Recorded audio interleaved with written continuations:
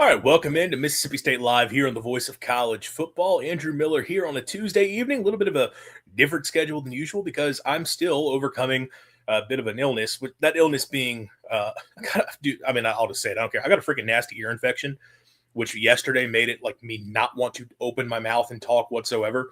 I still am dealing with it. My ear might explode during the stream. That'll be really fun. So you're going to want to watch for that. I'm sure that'll do great views if that's what happens there. But yeah, that delayed me from doing the show. I should be good to go through this. I'm on pain meds, so hopefully we'll be good to roll. But we had to get in to do a stream. Could not put off until late in the week because there is too much news going on with Mississippi State right now, specifically Mississippi State football. When we talk about the transfer portal, we talk about players returning and player retention. I forgot to put that in the title of the video, but we're going to start off talking about the retention aspect because State did an incredible job with that. But have a whole lot if we want to get into. It's going to be a loaded episode. This could be a nice little way to lead you into Mississippi State basketball taking on Alabama tonight at the Hump.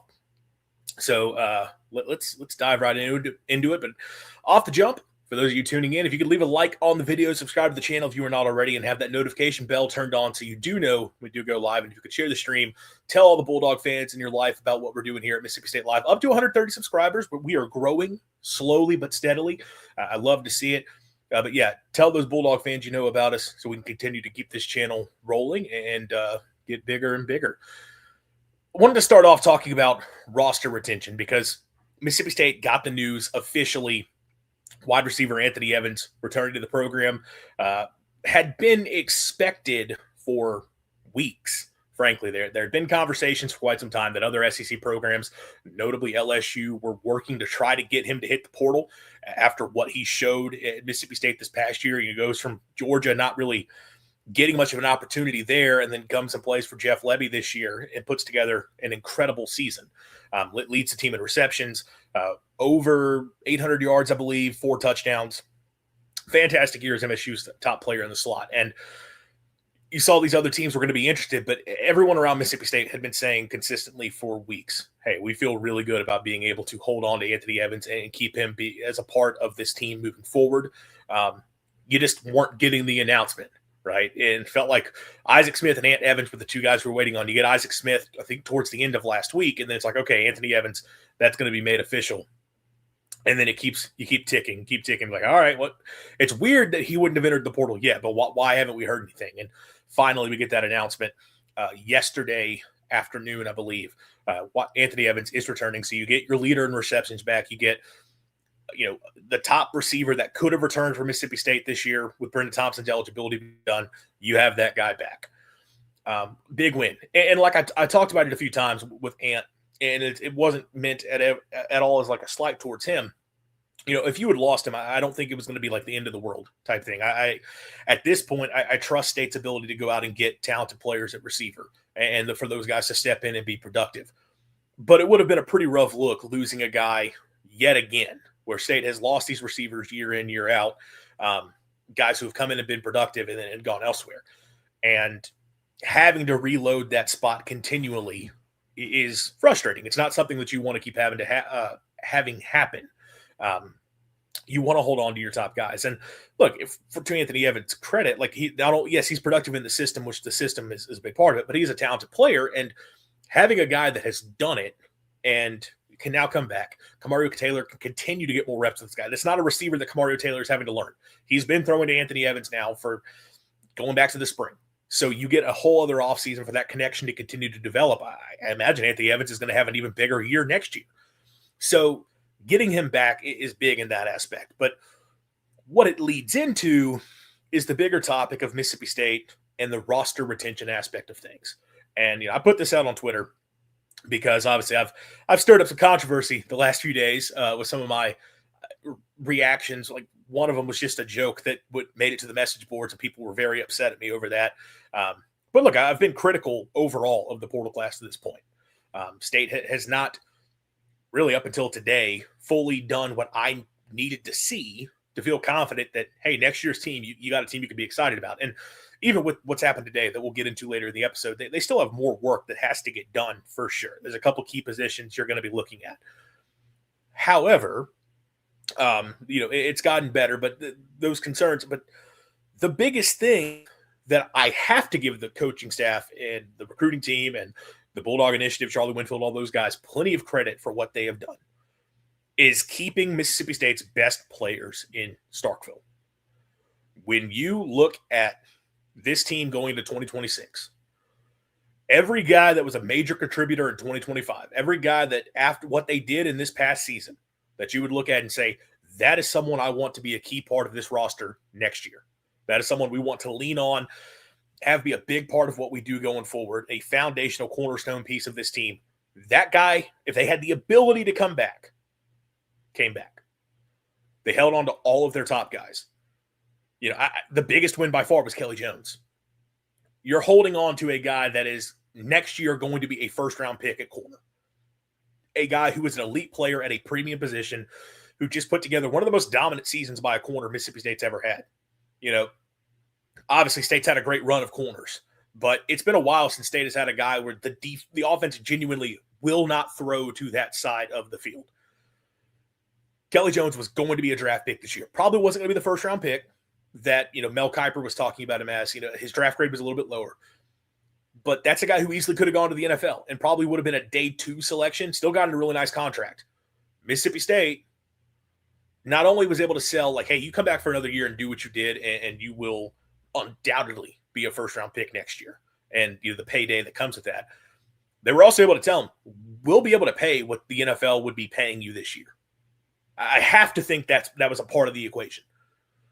So you'd made the moves necessary to hold on to, I think, the best player on your roster in Kelly Jones. You get him back. You look at the linebacker room with guys like Sakari Tillman, Tyler Lockhart, holding on to them. Lockhart especially. After the signing day thing with him as a freshman, what did everybody say? Well, that kid's going to be in the portal this year. Not Mississippi State fans. We know what fan base was talking about him hitting the portal. But not only did he have a nice productive season as a true freshman and someone that clearly is going to be a big part of this defense moving forward, Mississippi State did what they had to do to keep him in place in Starkville. Like, that is a big win. And Sakari Tillman's a player who's obviously shown a lot of flash over the past couple of years. You feel like he can thrive playing for Zach Arnett. He is a guy that is a attacking linebacker. And if there's a coach who's going to use a player like that, it's Zach Arnett for sure. Fluff Bothwell, keeping him. You know, a guy who, when fully healthy this year, was really, really good as a really talented back for the Bulldogs. You keep him in place, and you get to move forward with him as a key part of this team. Isaac Smith, the back-end protector of your defense, an all-SEC performer at safety, a tackling machine, I think is going to be an outstanding fit as the middle safety in Arnett's defense if that ends up being where they play him, and I think that's where they should play him. I think he'll have a huge year, and keeping him, when you know other schools, we're going to be interested. And I believe he's the son of a former Ole Miss Rebel. You have to think Ole Miss was interested, especially with what they were placing in their secondary. Mississippi State made sure they kept Isaac Smith. And, I mean, I'm probably missing a few guys. I know there's a couple other guys who made announcements, but Kamario Taylor. There are a lot of freshman quarterbacks in this country that would have done what Kamario Taylor did this year for a program of a similar historic standing as Mississippi State that absolutely would have hit the portal and gone elsewhere to go get an opportunity where, oh, well, that school's going to give me a bigger paycheck and I get to go play for a major brand. Now, no one around the program was ever concerned about losing Kamario. That dude is a Bulldog. He grew up a Bulldog. He is the nephew of a former Bulldog. He's right down the road. His brother's going to be a part of this team going forward. There was never a question around people in Starkville about whether or not Kamario Taylor was going to be the guy moving forward. But I also have to imagine Mississippi State made sure they took care of him. State's staff held on to every player they wanted to hold on to, needed to hold on to. If it was a guy that was going to be a key part of this team for 2026, someone that you want to build around, they kept them in place. And that is not something that is common across college football. It's not common at other big programs. I think Alabama probably lost some guys this year that they were expecting to be key parts. Auburn, look what's happening to them. And I know that's a coaching change situation, but Auburn went from being a team that people looked at and said, hey, man, you get the right coach in there. They're keeping Durkin in the defense. They got all these weapons on offense. But if the next coach comes in and handles his business, that team is going to be fantastic. Well, they've lost almost every major contributor off that roster. Auburn went from being a team that just plugged the right coach in and they're going to be successful to now having to start over. And it's not like Auburn doesn't have money. Auburn has money. We've known that for years, long before NIL. But holding a roster together is tough to do. Like it's really difficult to do that. Just about every program is going to lose somebody that they really wanted to hold on to. And you look at Mississippi State, going back to when this really started, 2023. I know his career fell apart at the end, but he was a fantastic player for State, especially in the 2022 season. Ra Thomas. You weren't able to hold on to him because, look, he was demanding a dollar figure that Mississippi State just didn't have and wasn't going to pay. It was a smart decision for Mississippi State, especially when you find out what happened with Ra Thomas, but not knowing any of that. That's a guy who was a starting receiver who, assuming you would have kept that offense in place, would have thrived. And you lose him. Xavier Thomas going into 2024. Guys like Woody Marks, who shout out to him for an incredible season with the Texans and keeping that rolling in a great playoff game. Love to see it. Woody Marks moves on. And I think that's one where it's like, hey, it was just time for him to do something else. And this is not a thing like that's a massive deal. Mississippi State wasn't able to hold on to Woody Marks. But a perfect world, you would have loved to have kept him. Dylan Johnson the year before. So you've had these guys off the roster. Bryce Pollock going into this past season. Think about this defense, man. If you had Bryce Pollock and Kelly Jones as your corners, probably wouldn't have mattered because it was Coleman Hunter calling it, and the defensive line had the issues it did. But, man, that would have been really freaking nice. You're not getting bombed on in the Egg Bowl like you were if you have Bryce Pollock out there, who had an outstanding season for Texas Tech. Kevin Coleman. And State, we know that one wasn't financial. It's been talked about. That was a lot of his family was wanting him to make the move and just felt like he needed to play somewhere else. And I also think Mississippi State, situationally, being a 2-10 team, I don't know if he wanted to stay there for his final season of college football, but you lost a key piece of the roster. You successfully replaced him, but man, it would have been nice to hold on to him. Mario Craver. And I know Mississippi State was done with him. I'm just pointing out State has lost big contributors to the portal over the last few years. They didn't this time. They got those guys locked down, and they are coming back to Starkville for another season. And that is far bigger than anything that they could have done in the portal. That is huge. Holding on to those key pieces of the team, you've got to give State credit for that. You got to give Jeff Lebby and the coaching staff credit. You've got to give the Bulldog Initiative, and I'm blanking on the Rev Share, the name for that. All of everybody involved, give them a ton of credit because this is not something that is common in college football. It's not been common for Mississippi State. So we'll get into the portal here in a sec, and things seem to be trending more positively there. But State holding on to the key pieces of their roster as a foundation going into 2026, it is a great sign for next season because look, man, look at these pieces we get to build around. That's huge. Where we know we've got some really talented pieces at linebacker. We've got a shutdown corner. We've got a veteran safety there patrolling the middle of the field. We've got a dude at quarterback. We've got a dude for him to throw to at receiver. We got a dude at running back. That is all fantastic, having those pieces in place because that's less work you have to do in the portal. And those are guys that understand being a part of this program. There is so much value to that. So that's the most important thing State could have done this offseason. They got that done, and they deserve a ton of credit for that. It gives you some excitement for next year. It gives you excitement for the future because, hey, if you did it this year, there's no reason to think you can't do it going forward. And I'm not saying realistically Mississippi State's every single year. They're not going to lose somebody. More than likely it's going to happen because that's just college football. But you've shown you can keep it in place here, and that's a great thing to see. Shout out to Will in the chat. What's up? And, hit the like button. We really would appreciate that. Thanks to everybody tuning in. We've got a nice little crowd here tonight. Love it. Love it. Let's talk about the portal. And we'll get into offensive line because that's the spot that has been subject to the most scrutiny, myself included. Like I said, to the point that it became a conversation on message boards. State finally gets a commitment from a guy that you look at and say he can step in and be a contributor for the Bulldogs in 2026, likely, almost certainly going to be a starter for you.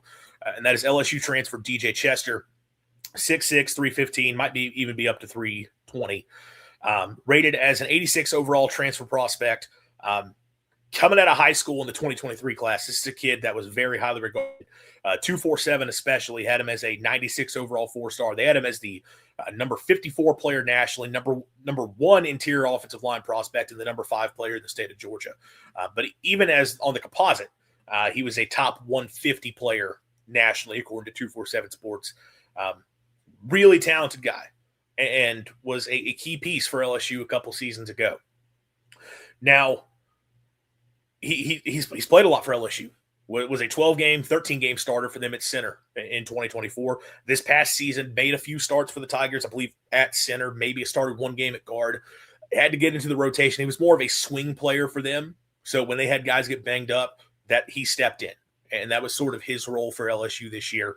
But a guy who's obviously very talented, has played a lot of college football over these past 2 seasons within the SEC. Now, in terms of how he performed, that's kind of the thing that has been up to scrutiny. I'll use that word again. Because specifically as a tackle, he did not have a great go of things for LSU. As a center, much better player and handled that role a lot better. But still, I saw a lot of LSU fans, and LSU fans might be the worst at this than anybody because that's just how they are down in Baton Rouge. Every single player that hits the portal in their mind was terrible and had no business being there. But there was a lot of criticism, a lot of talk that DJ Chester is just, not a good player and not someone to work with, which if you're Mississippi State, it's like, oh, okay, well, what's that about? So, I mean, I dug into it more, and I went and looked. I mean, a guy whose opinion I value a lot, Clint Lamb, who covers Alabama for Cover Crimson, but is also, a lot of you know, has done some work covering the Bulldogs going back to last offseason with some great breakdowns. Alabama was in the running for DJ Chester, which, hey, Mississippi State beat Alabama for DJ Chester. Like, they wanted him. State went and got that done. He talked about Chester, was like, yeah, I wouldn't play him at tackle, but I think at center he's probably fine. And, I went and watched one of the games from 2024 because, there were some cut-ups of the LSU offense. And the one I figured to turn on was LSU versus Ole Miss, because I'm like, all right, that 2024 Ole Miss D-line, that was the best in the SEC, one of the best in the country. How did he perform in that game? And look, to just be honest, he didn't have a great game. Not a lot of people had great games against that Ole Miss defensive front with Walter Nolan and those guys in the middle of that D-line. But he had some struggles in that game. Definitely got knocked back a few times. It wasn't like he was getting whipped every single rep, but it was not the greatest performance. So I kind of saw that, and it's like, okay, no, you're not going to face a D-line like that every single week in and out, but like, what's the deal here? Guy I went to listen to, Matt Moscona, who covers the Tigers down in Baton Rouge, he had a really good breakdown of Chester hitting the portal for Locked On LSU. And so I went and checked that out. And the gist of it, what he said, I mean, he views Chester as a guy that really should have been playing guard and is a guard. That, his size and his skill set is that of an offensive guard. But out of necessity, he ended up playing these other spots at LSU. 2024, LSU had 4 starters back. The one guy they were replacing was a center.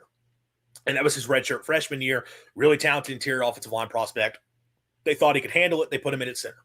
And as Moscona put it, he was the clear weak link along the offensive line that year, which, to be fair, it's kind of by default because the other 4 guys ended up getting drafted into the NFL that spring, and he was a redshirt freshman, first time being a starter within the SEC. You're going to be the weak link in that situation.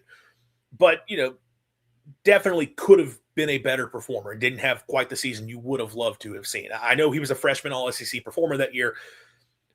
The SEC all-freshman teams are sometimes kind of default. So, I mean, I would imagine if you're a 12-game starter at a position like center where a lot of freshmen don't start, you're probably getting freshmen all-SEC. So going into 2025, LSU felt like they needed to upgrade there. They go and get Braylon Moore out of the portal, who's the portal's top center. You would think, okay, Chester can go and play guard now. But again, Moscona was the one breaking all this down. They had another portal guard come in from Northwestern who was a very good player. And then there was another kid on the roster who had to fill in at guard in 2024 for an injury and played well. So they were sort of set there. So they ended up having the interior line set. So Chester is not really meant to play tackle, and their interior spots, they felt better about the other guys there. So he ended up becoming the swing man. And what happened is I think Moore got banged up some throughout the year, so he ended up playing more at center. A few times he had to step in at tackle with some injuries there. and kind of continued having to play at a spot that's probably not best suited for him. And again, I'm going off of somebody else's evaluation here. I haven't watched the guy enough to fully put in my own perspective, but the big thing I've seen is he doesn't necessarily have the bend in athleticism that you want to put him out on an island at tackle as a protector in that type of role. You would think guard center, a lot of that can translate. I've been guilty of just, conflating those things. But there is a point to be had. If you're playing center, obviously there's the mental aspect of having to be able to point out the protections, set stuff for everybody else on the line, understand the snap count, all that kind of stuff. Also being able to snap the ball and then get into a block. And some guys just don't handle it the best. And what Mascana has said for Chester is that guy is best suited. You put him at guard and you tell him, go maul the dude across from you. Like, we're not worried about snapping the ball, setting anything up front. We're not asking you to protect on an island. Just go knock the crap out of the dude across from you. So, in LSU never got to see him in that role. We don't have anything to point to for that role.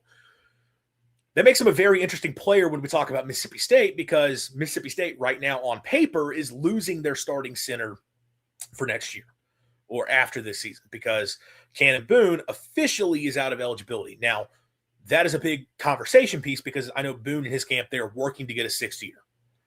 Basically, he had multiple seasons where he did not play at least 4 games because of injury. So he took his red shirt in 2021, and then 2022 only got to play in like 1 game and was hurt before becoming a guy that rotated in a little bit in 2023. 2024, I think, got hurt again, but played pretty significant snaps, mostly at guard. And then obviously this past year becomes State starting center. And I thought had a fine year.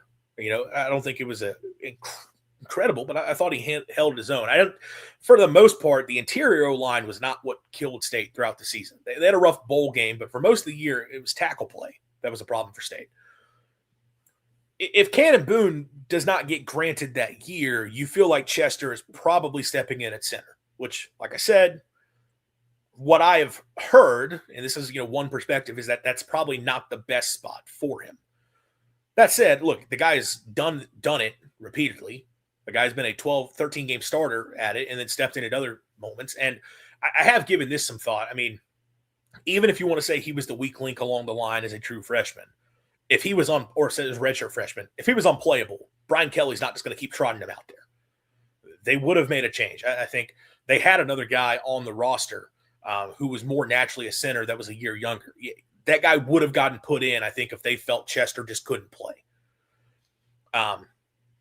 So I don't think you should be super concerned. But I think probably your best case scenario if you're State is you get Cannon Boone back and you have him starting at center once again next year, which I think that's best case scenario regardless, because I thought the guy played well enough, and having that level of continuity is a good thing. Getting guys back who've been in the offense and have now done it multiple years. It'll be year 3 for Cannon Boone within this system. O-line, I will continue to harp on how much experience and repetition together matters for that spot. If you can get Cannon Boone back, that's a big deal in the sense that you can keep a guy there who's done it. But then you also, in theory, can put Chester at one of the guard spots, which it sounds like might be the best place you could put him. And just let him sort of finally maximize on that talent he had coming out of high school. We'll see. It's a good pickup. I know LSU fans are going to bash it constantly, but it's a guy who has been a starter within the SEC for multiple seasons and has played a whole lot of games, who still has a high talent ceiling. And if Mississippi State can coach him up and develop him and put him in the place that is best suited for him, I think that's going to be big. And you have someone that one of your interior spots on the offensive line, DJ Chester, is going to be starting for Mississippi State next year. And that's a big win. And yeah, State beating out Bama for a player is unheard of. It doesn't happen a lot, but it happened here. Like, Alabama wanted him. Now, I know we talked about Alabama was interested in Jimothy Lewis too, but I think the fact Jimothy Lewis ended up at Cal probably tells you Alabama was not going to go all in on Jimothy Lewis. But they wanted DJ Chester, and Mississippi State won that battle. So this is a good get for them. And you finally get somebody along the offensive line that you feel confident in saying, that guy is starting for you next season. Because let's talk about the rest of the O-line group. Because kind of a different type of player when you look at the other additions.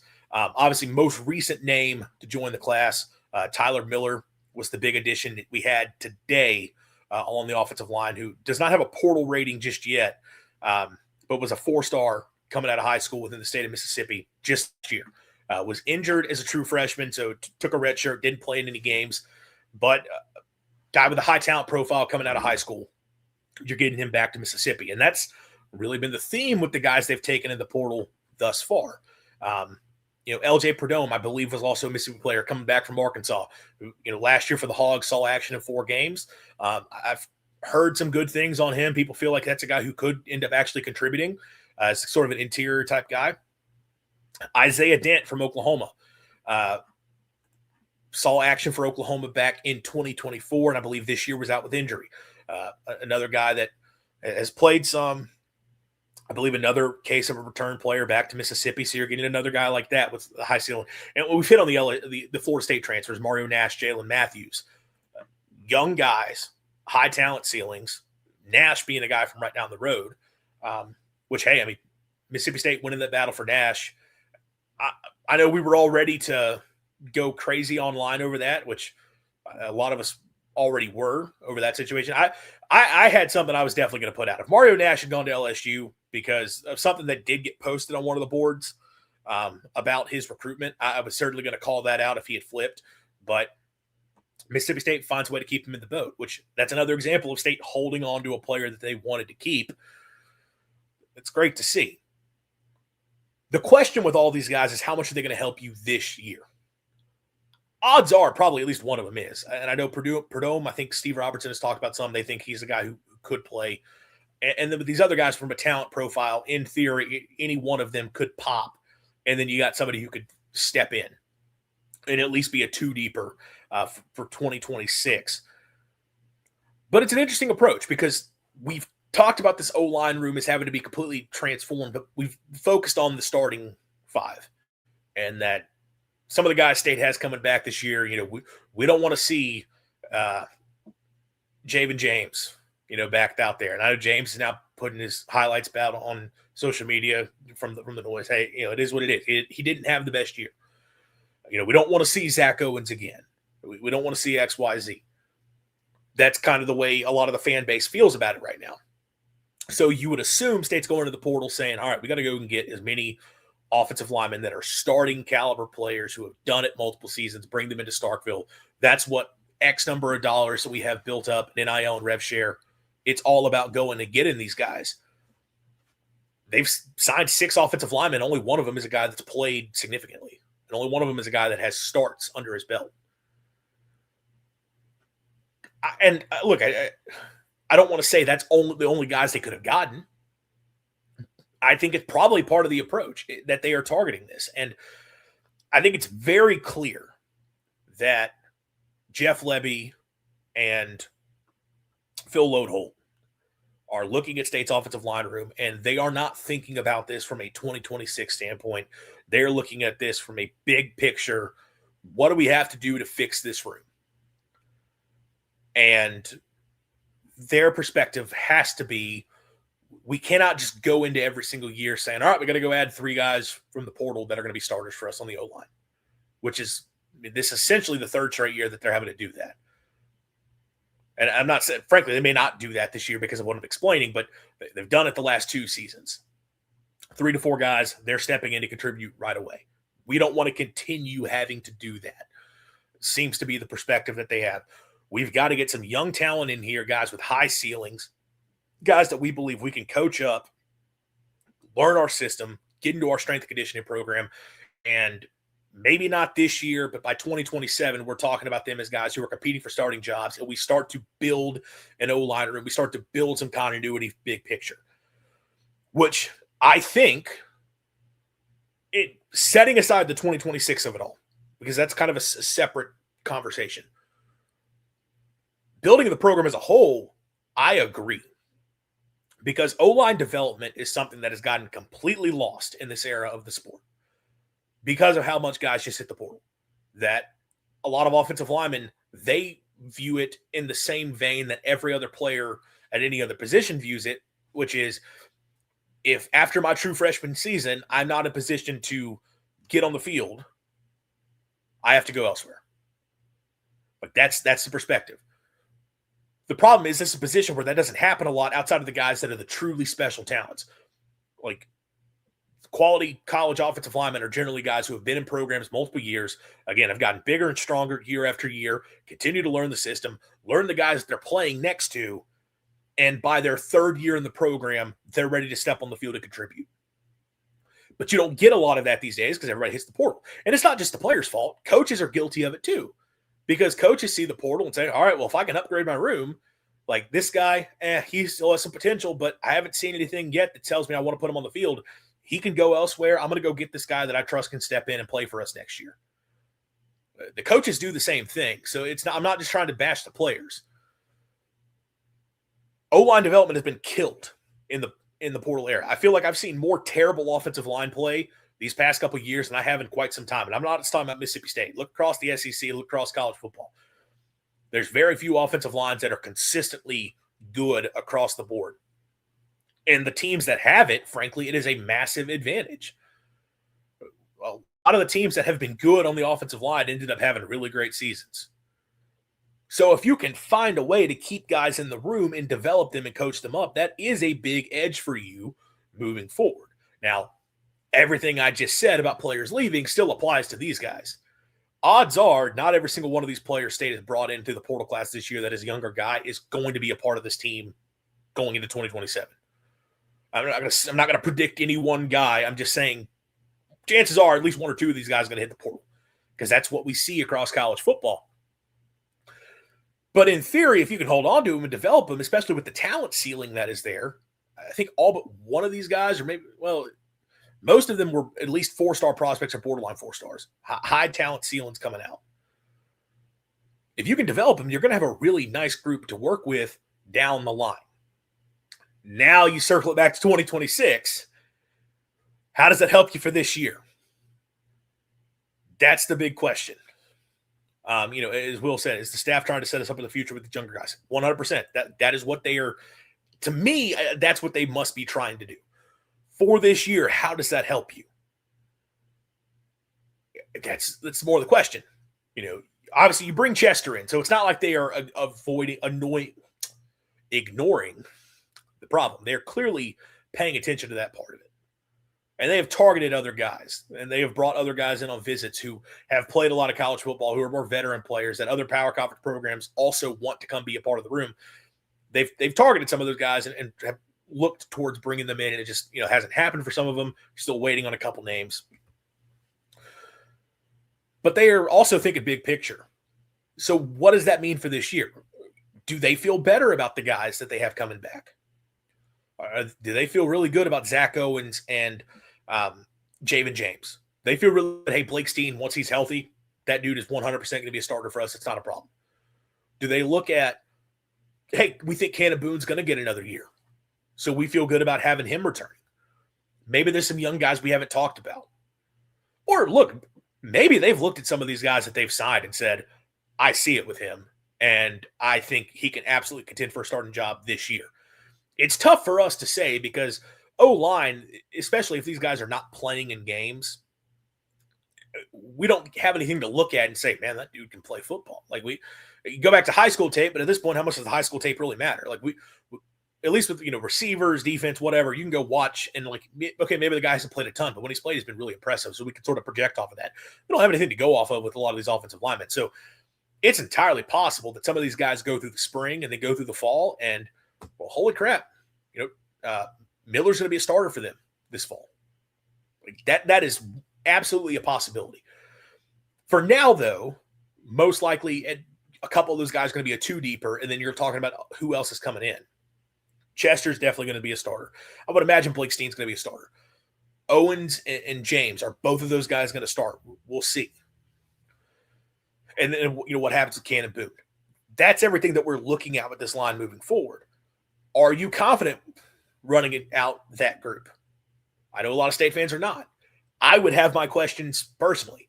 And I'm just going to be blunt here. Unless they go out and get, we'll talk about Jordan Seaton in a minute. Unless they pull a miracle and go sign Jordan Seaton, I'm not going to feel great about State's offensive line going into next year. In fact, even if we hear good reports coming out of spring, good reports coming out of fall, until I see it on the field, I'm not going to feel good about State's offensive line just because of the way it's been the past few seasons. And I'm just going to that's where I'm going to be on this until I see it on the field that I can change my mind on that. But I mean, it's an interesting stance. It does make you wonder how they feel about 2026 and beyond. Are they fully confident that, hey, this year it doesn't matter? We're going to be fine. And look, to be fair, you can also make a case that if the defense gets a little bit better with the offensive line, if it's exactly the same as it was a season ago, especially with Kamario Taylor, who can avoid some pressure, you probably can be at least a bowl team. And I will say, I mean, if they go to a bowl, Levy's not going to get fired. I mean, I think 6-6. I know I said a few months back, 6-6 fans might be calling for a change. I think 6-6 Levy's back. And, I'm not trying to get into that whole conversation, dialogue, whatever. I feel like if he goes to a bowl, he'll be safe for at least year of number 4. And then it becomes, all right, you better win big. So they probably do feel confident. We can field a bowl team with what we have in place. We'll get enough decent guys on the offensive line. And again, they're still looking for another contributor. It's not like they are done at O-line, but it kind of seems like they're going into this saying, we're going to get 2 guys in the portal we think can play for sure this year for us. And everybody else, we're going young, and we are trusting we can coach that position up and develop it. It's an interesting stance to take. We'll see how it works out. Pop-Tart bowl or bust. That's right. I mean, where else can you watch the crucifixion of a giant Pop-Tart? It's the college football is the best for reasons like that. So where do they turn? Let's talk about Jordan Seaton. It ain't going to happen. That would be incredible given that Jeff Levy's got the ties there. And for those who, I'm sure if you're watching this, you know who he is, but in case somebody doesn't, 2 years ago was a 5-star prospect, number 1 offensive tackle prospect in the country. Signs with Dion in Colorado. It was a huge deal. Like, he made his commitment on like one of ESPN's roundtable shows, like on the main network live. That type of a player, because it was that big of a story of a player of his caliber going to Colorado. Because, got to pump up Coach Prime, of course. And, I'm not going to sit here and pretend I've been watching a bunch of Colorado football and evaluating Jordan Seaton, but everybody whose opinion I value has said, yeah, dude can play. He has been legit. He has lived up to the billing, and he hit the portal Monday night. And I saw somebody say it, and I think it's accurate. This might be the most coveted transfer we have seen in the portal era. Because, I'm sure people will think of certain quarterbacks, maybe a receiver, defensive end, whatever. When you consider that this is an elite player at a premium position in offensive tackle that annually is going to have super high demand, but very little supply, and the supply that does exist, none of those guys come close to being the caliber of what Jordan Seaton is 99.9% of the time. Every school in the country is going to be knocking on this dude's door. He is about to get paid big time. Because, look, everything I've talked about with the portal, man, it is really hard to build through the transfer portal when it comes to offensive line. It's hard to get guys who are truly high-caliber players. The top offensive linemen in the portal every single year are generally guys who it's like, yeah, good player. Like, we're not willing to pay X number of dollars to hold on to you because we think we can find somebody who can step in and do the same, which is why those guys do portal. But you're almost never looking at guys at offensive line that are truly studs, because the schools that can pay to keep their guys pay to keep stud offensive linemen. And that's, if you're power conference, you're paying. Like, G5 is an exception because those guys, they just don't have the money at all. But if you're a power conference school, you're paying to keep any good offensive lineman you got on the roster. That at least really good, I should say. So where typically your top level lineman in the portal is someone where it's like, all right, he was super highly recruited last year and just chose to transfer, or yeah, he's been a starter for a couple seasons, was a good player, nothing crazy special, probably can be replaced, but he's a good veteran quality starter. That's your typical top end. You're looking at a guy that is going to be a top 5 pick in the NFL in 2027, hitting the portal at offensive tackle. Everybody is going to be after him.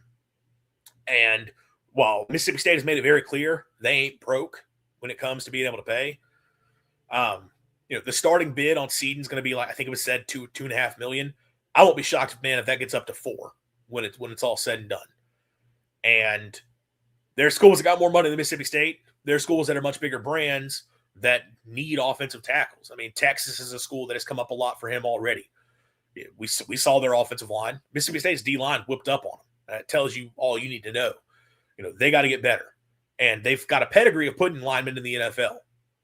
And they also got money. Oregon, I believe they're going to be losing Isaiah World, so they need a guy to step in and tackle. Miami is going to need some offensive linemen next year, and you look at the job they've done with offensive line. So LSU wants to get in the mix. LSU's going to try to get in the mix. So going to be tough for Mississippi State to, even with the Phil Loadholt connection, because Loadholt was his position coach in 2024, don't count on making that happen, but maybe we can all hold on to the 0.0001% chance. I said it the other day. I mean, I would just about be willing to say, screw the rest of the NIL budget. Just go get Jordan Seaton. And I don't care about anybody else on defense, whatever. Just go make that happen. That'd be incredible. But realistically, it's probably not going to happen for State. I mean, the other names, and I'll just hit these quick. I know Snee from UAB had been talked about a lot. I've read the reports on that State's really not pushing for that to happen, so probably not going to be him. Miles McVay from North Carolina is the name that has come up quite a bit, as State being firmly in the mix there. Started his career at Alabama, went to UNC last year, ended up being a rotational player for them, but played a good bit down the stretch because of some injuries at both left and right tackle from what I've read, and I think a lot of people around UNC thought he performed pretty well.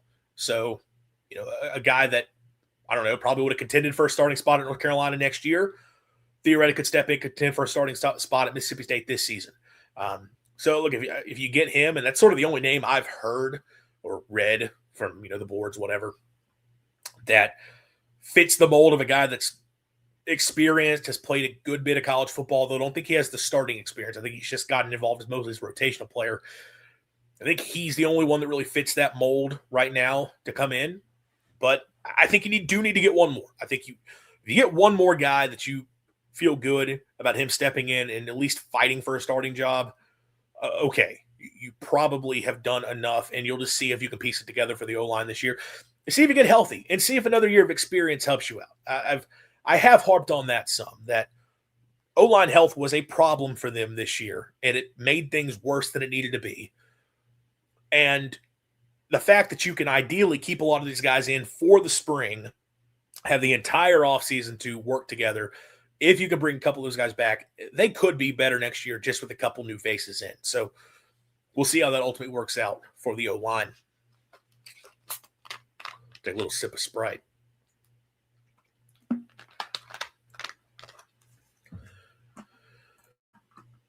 Let's go to the other side of the line of scrimmage. Defensive line. And State gets their first big-time commitment there.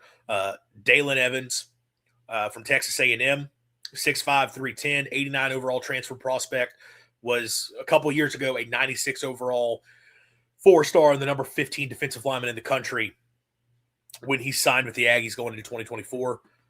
Took a red shirt his first year. I don't think really played it in this past year. Made appearances in a handful of games. I think had like 1.5 tackles for loss, a few quarterback hurries.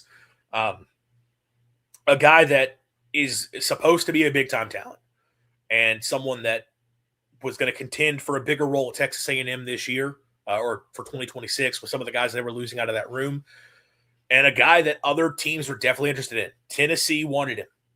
Tennessee was going to try to find a way to make it happen to get him. Mississippi State won the battle to get him. That's another good sign for State in their ability to actually go out and do some things to compete. And it's a good get. And again, I'm not going to pretend that I've watched a ton of this guy. And he doesn't have a ton of production to go off of.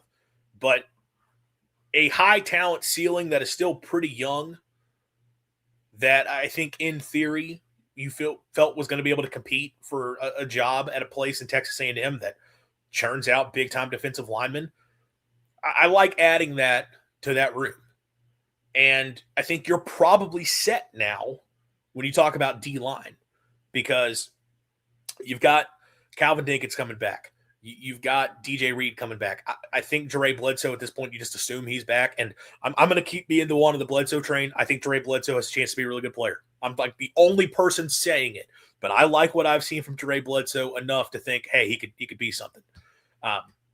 and you'll have some other young guys. And obviously, you talk about Trevion Williams, Will Whitson, although I guess they're more of going to be listed as like sort of D and D tackle hybrids, kind of that Jaden Crumity role if you think about Arnett's 3-3-5.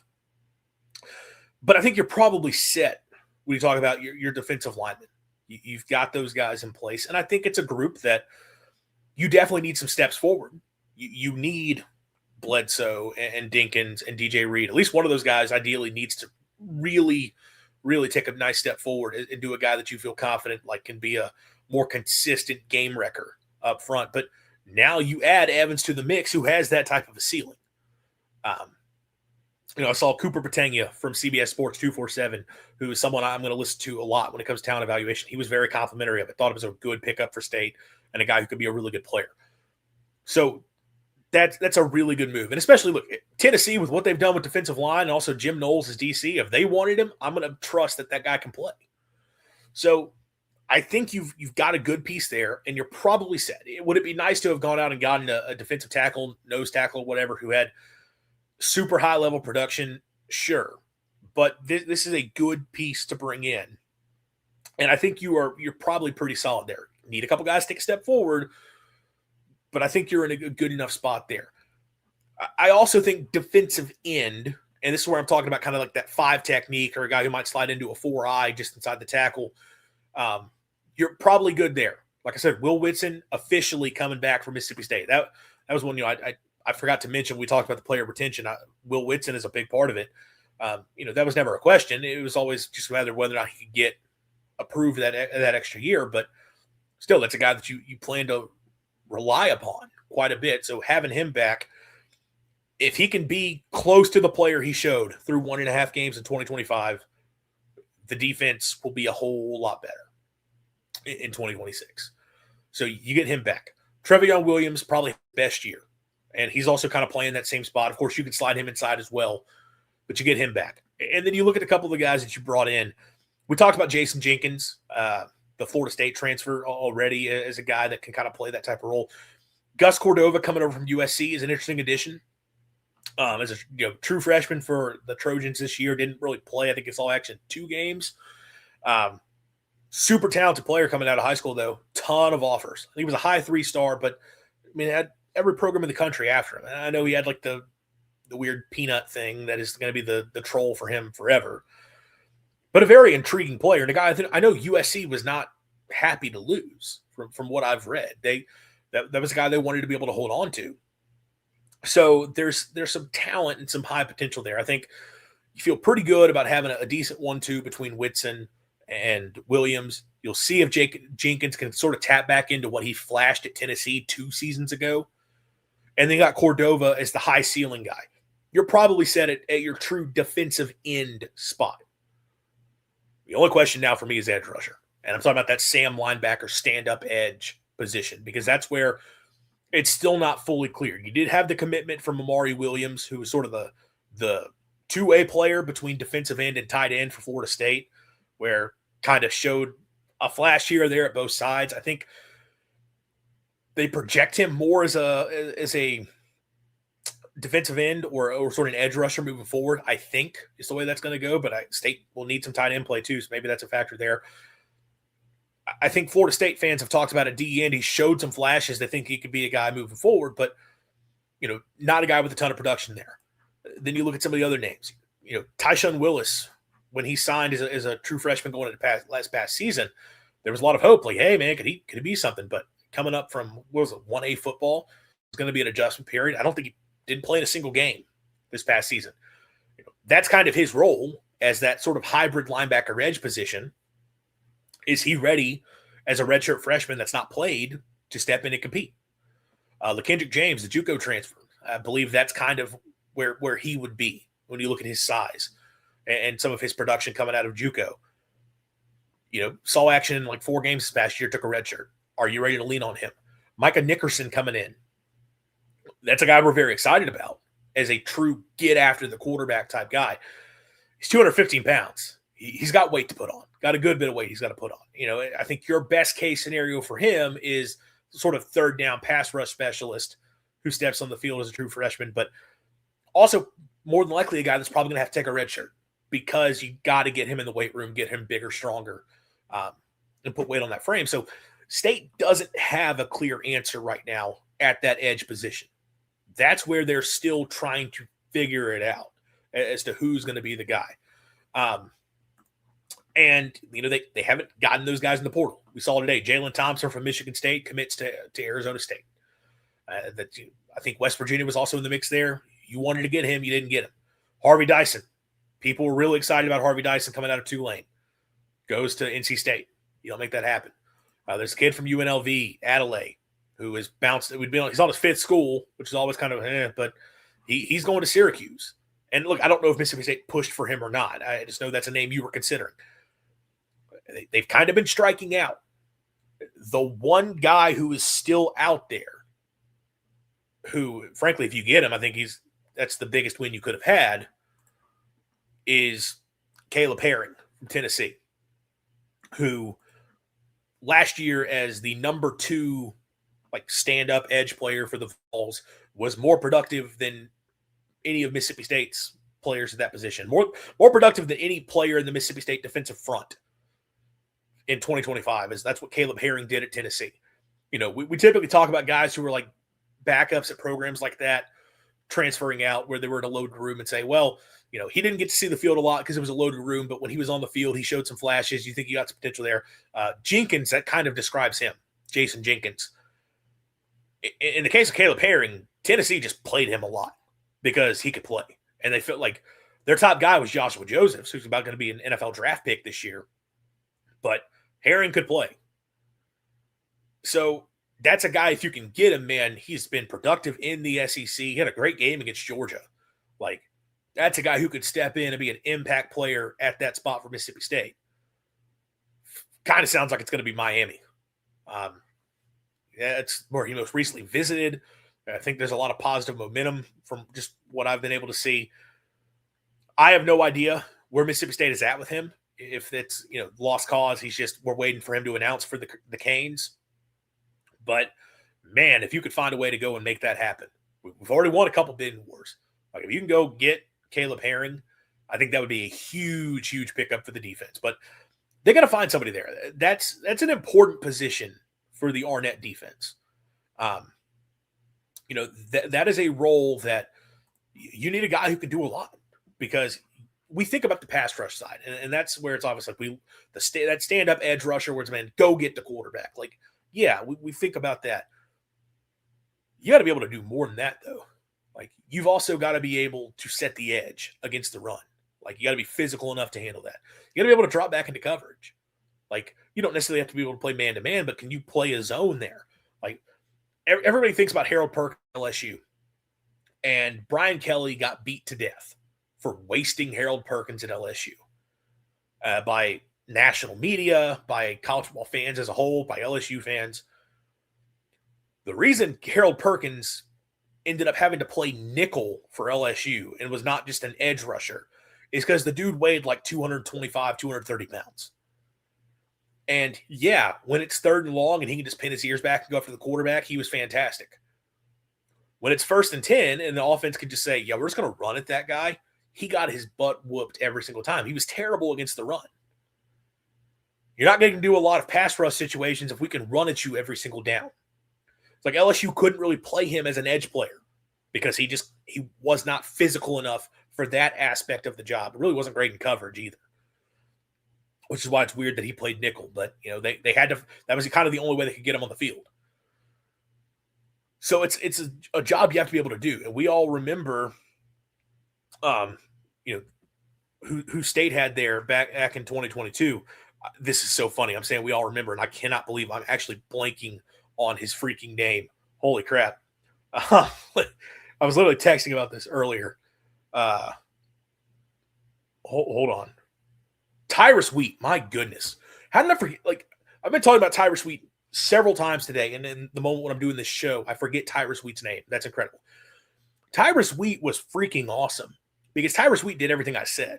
He was a great pass rusher. He could hold up on the edge because he was big enough and physical enough to do it, but he also dropped into coverage. They weren't going to ask him to play man-to-man and run up the seam, but he could drop into his own. He could buzz out to the flat, and he could handle that fine. So there's a lot that goes into that spot. So you need a player who can handle that really well. I don't know if State's got that guy or not. And I don't know. Look, we talk about Herring from Tennessee. Can he consistently drop into coverage? I have no idea. And look, to be clear, I'm sure Zach Arnett is a smart enough DC where it's like, hey, if that's not his strength, that's just not going to be a part aspect of our defense this year. And it is what it is. But part of what makes Arnett's scheme so effective is having that ability with all three linebackers to, on any given play, somebody's dropping into coverage, somebody's blitzing, somebody's showing pressure but dropping out of it. Like, that is a huge part of what makes it tick. And it gets even more effective when you have a guy like a Tyrus Wheat who can play as an edge, and he's a defensive end. We can put him in the hand of the dirt as like a traditional, 7 tech or whatever, and use him in that way. But do you have a guy that can handle that role? Any clue where he landed? Played a few snaps for the Cowboys. I actually don't know where Tyrus Wheat is at right now. The last I remember was Dallas, but I don't know if he's still in the league or where he's at right now. It's an important spot, and I mean, could you move somebody else there? Takari Tillman has gotten talked about because of sort of his ability as a blitzer, like maybe, but like can he set the edge? He's 235. He's got to put on weight if you're going to put him there. And the last time Arnett tried to have some guys just put on weight for that position, it was John Lewis and I don't blanking on the other name. It was Lewis and one other guy moved there. Purvis, JP Purvis, and they looked incredible in the spring game, which we found out why, because that offense was dog crap. And the end of the season, they just didn't have a great year at that spot. So, they'll have to figure out a spot there. But look, if you get a competent edge, Sam linebacker, someone who could step into that role, then I think you've transformed the defense. We'll talk about a few other things to close out today, the safety additions. That's the last thing you have to get. And I think you've addressed every need you had on defense, and man, you feel really good if you can get that piece that this defense could be something next year. And look, if it doesn't happen, I'm sure they'll add somebody else. If it's just another guy where it's like, look, he hasn't really done much in his career, but we're hoping on potential, you'd prefer more, but you've done enough defensively to think this group can be a whole lot better next year. It's not just the coaching aspect. You've got better talent on the field. Have to like overall what they've done on the defensive side of the ball. Part of that is the additions to the secondary. We've talked about the cornerback room and the job they did there. Safety was the other spot. You got to bring in a lot of pieces, and it looks like they've done it, and they're probably done. Maybe they do go add something else, but we hit Marcus Williams the last show, the kid from Rice. 2 more commitments for State. Jordan Gilbert from LSU, a guy that a lot of people are confused how he still has eligibility. Started his career at Texas A&M. This would be a 6-year player because he was there in 2021, but has had a couple seasons now in his career. 2023 only played in 2 games, and then this season 5 games, and that 5th game was the bowl game, so that doesn't count against the eligibility. So I think he's getting that 2023 season back, I believe, from injury. Guy who's played a lot of college football. That's sort of the big thing for him. And look, in 5 games this year, 11 tackles, had half a sack, quarterback hurry. But last year, 2024, played a lot for the Tigers. I believe was a starter. 55 tackles, 1.5 tackles for loss, half a sack, 3 passes broken up, forced fumble. You go back to 2022 at Texas A&M. He had 61 tackles, 2 picks, 1 tackle for loss, 4 passes broken up. Veteran player who's been around, done it for a long time. That fits the mold of what you want for safety. A guy who has been in college football for a long time and knows the position, understands the position. That's a good addition in that sense. Getting a guy who's just done it. So I like that. And then the other side, you need him to get healthy, but Kendall Dolby from Oklahoma, who has spent the last 2 years banged up. Has played 7 total games the last 2 seasons for the Sooners. Really hasn't been able to get on the field much. Although, this year, 4 games, 2 tackles for loss, 9 tackles. Last year in 3 games, 10 tackles, had a sack, had a pass broken up, quarterback hurry. A guy who kind of plays, I believe he played the cheetah position in Brent Venables' defense, which is kind of similar to what Isaac Smith probably would do, and that is sort of that hybrid linebacker safety type guy. But if you go back to 2023, he had 49 tackles, 5 tackles for loss, 2 sacks, 2 interceptions, 4 passes broken up, 4 quarterback hurries. It was like an honorable mention All Big 12 player for the Sooners in 2023. very productive player who, again, has dealt with injury, which that's concerning. But this is a guy that's performed at a high level when he was able to be fully healthy as a part of a good defense in 2023. And if Brent Venables is trotting you out there, I'm going to trust you. So these are two good additions. And like State, you look at the safeties they have brought in. They're guys who have played a lot of college football and have been productive out there. I will take that at safety, like where experience is such a big part of the equation, because safety, a lot of it is, hey, make sure you're in the right spot. And we're just getting to the right place. We're seeing the right things, where it's less about, can you cover this guy one-on-one? Can you be the most physical guy out there? But those things matter. But the most important thing is getting to the right spot, make the tackle, or break up the pass. That's what it comes down to with safety. Experience is what you want from that. So you've put together a good safety room, and you talk about, Dolby and Gilbert stepping in. You had Williams stepping in from Rice. You have Isaac Smith coming back. You're bringing in Braylon Womack, who I have to imagine is going to be a contributor in a true freshman.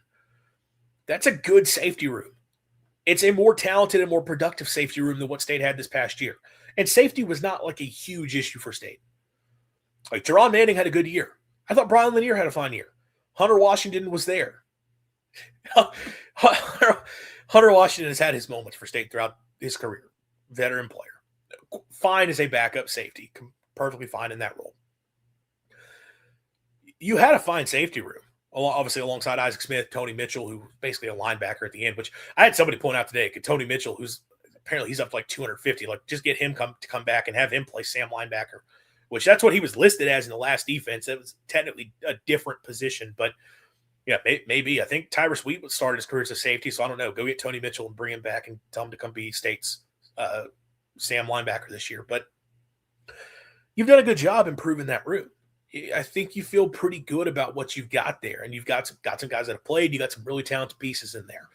And we talked about corner with all the additions there, and bringing in three guys who are talented players, who are productive players. You feel like State's got the guys, with Quentin Taylor, who's I think that's going to be a starter for you next year. Caleb Singleton was very talented at Syracuse. Jamrock Grimsley is a very talented player coming out of Florida. You just had to put somebody who's competent across from Kelly Jones. You accomplished that by getting Taylor, and then you got a couple high-ceiling guys that are younger that you can build on going forward. State's secondary looks like it is going to be a strength for next season. Where, this year I thought it was first half of the year was fine. Second half of the year was a problem. They have completely flipped that room. And you feel really good about what that group can be, protecting the back end of the defense. Corners get put on an island in Arnett's defense. I think they got the guys to do it. Safeties play a big role Arnett's going to do, because it's a 3-5, and you got those three safeties on the field, and you're getting them involved in a number of ways. I think they're going to be able to do it. I like what you've got on the back end of this defense.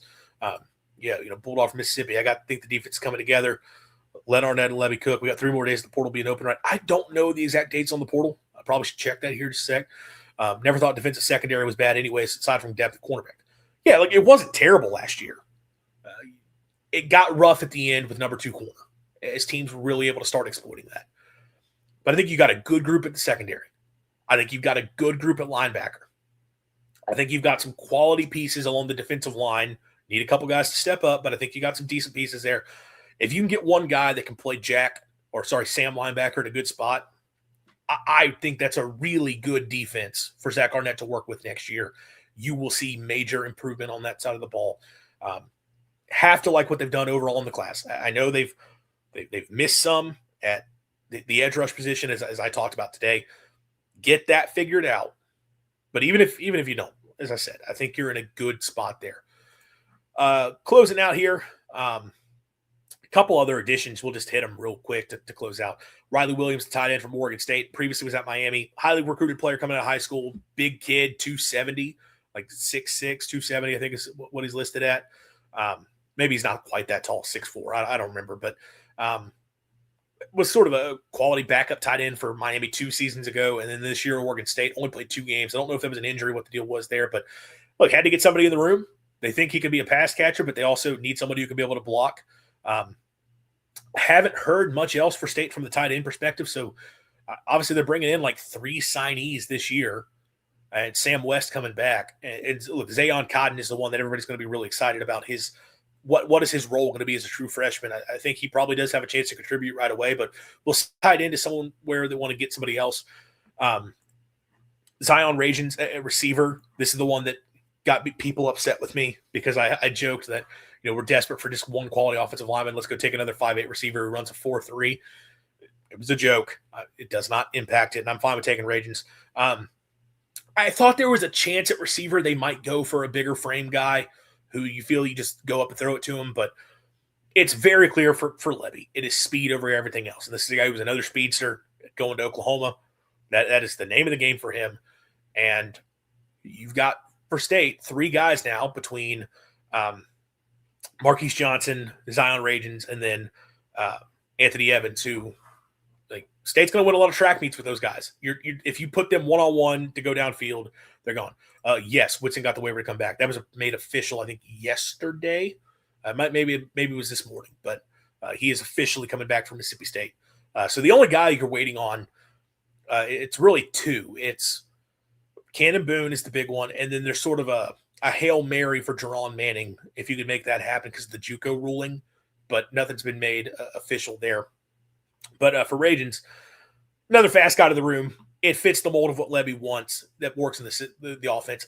The only thing for me is, because I do think they have some bigger frame guys, if Frisco can finally really emerge, if Aiden Williams could take that other step forward, you got some guys who could be your go up and get it type guys. It's just whether or not they continue to take steps forward. The blocking is the thing I'm going to continue to talk about. That's the thing that I look at with the receivers. And it got better as the year went along. I thought Aiden Williams stepped in and did a pretty good job there. I think that's probably part of the reason he ended up taking Jordan Mosley's job, is he was better blocking out on the edge for Ant Evans, for Brennan Thompson. But we did all the talk about offensive line and the block terrible was. I know I brought it up almost every single week on this show. They didn't do a good job blocking out on the perimeter, and it took away an entire aspect of this offense that is supposed to make it easy. When we can throw those screens, we can have the jet sweeps, and he can be Jet Levy, swing passes, all that fun stuff. We're not consistently effective because State couldn't block him out on the edge. So you got to find guys to do that. You got to hope you have a tight end who can get involved there as well. So we'll see what happens there. That's sort of the other thing, the only thing for offense other than offensive line that I'll be interested to see. But look, State's getting some things figured out in the portal. It's trending well. I know that I'm sure I was one of the ones being super negative and just assuming the worst for Mississippi State, but with some of the things I put out the last couple of days. But I'm allowed to change my opinion. I'm stealing that from Hey Dad and Thunder and Lightning. Like that is that's one of the best things he says, that we are allowed to have different opinions as things change, as we're presented with more information. Fully agree with that. At the moment, State was not looking like they were in a good spot. It's turned really quickly, and you got to give them a lot of credit for that. Got a couple more spots to fill, got a couple more things to figure out, but overall, you've done a good job. If you can get another quality offensive lineman, get a guy that can play that Sam linebacker spot, I think you've done a great job at this portal class overall, and you feel really good about what State football could be moving forward. That'll do it for us tonight. Got you out of here, I guess, 19, 18 minutes before State tips off against Alabama. We'll see how that goes in the hump. Hope men's basketball can get it done after what was just an ugly game against Kentucky. But that game against Kentucky, like I said, I'm dealing with the stupid ear infection, so I'm just sort of watching that. Like I had that on my phone with the NFL playoff game on, just kind of out of it. So I didn't pay close attention. Does men's basketball bounce back? Probably not. We'll see. I hope so. It'll be a close game that'll probably painfully, because it's Mississippi State playing Alabama in the hump. That's going to be my guess on that. But we'll see how that game goes, and we'll see if there's any more news. We'll be back Thursday. Should be a call-in show. So, hey, if this is your first time coming to be a part of the stream, Thursday nights, we at least try to, 7 p.m. Central Time, do call-in shows. It's an opportunity for you guys to come be a part of the action, give your thoughts on what State is doing, have whatever questions. We can chat about just about whatever, Mostly we keep it Mississippi State sports related, but we can talk about whatever. If there's nothing happening in MSU, you can just get in here and chat. So come be a part of the stream Thursday night, and we'll keep that rolling. But this is a fun stream. love getting to talk about a lot of positive news from Mississippi State, so we'll continue to see how things develop. Appreciate everyone for being a part of it. If you haven't already, please leave us a like on the video, subscribe to the channel, have that notification bell turned on so you do know when we do go live. And as always, swing your sword. Hail State. College football is even more exciting when you've got some action on the line, and the games are even better when you're cashing in. And the Voice of College Football is the place to be to get the greatest value. Start with my picks. 75% against the money line, 58% against the spread, and I've got a 40-plus year track record. 11-0 in the college football playoff for me last year against the money line, 8-3 against the spread. And I'm just the warm-up act. Steve Merrill of Wager Talk is our ace in the hole, show stopper. 7 years with the Voice of College Football, over 30 years in the industry. Steve gives us analysis on all the big games, but you can't miss Steve's weekly under-the-radar pick. 28-12 against the spread the last 3 years. You also get picks from some of our top analysts here at the Voice of College Football, including Corey Bratta, Matt Zemek, and Steve Dace. Check out those numbers. Become a YouTube or Patreon member for just $99 per month. Go to the main channel on YouTube, click join, and then select a betting tier. Do the same thing on Patreon. Make 2025 a winner now.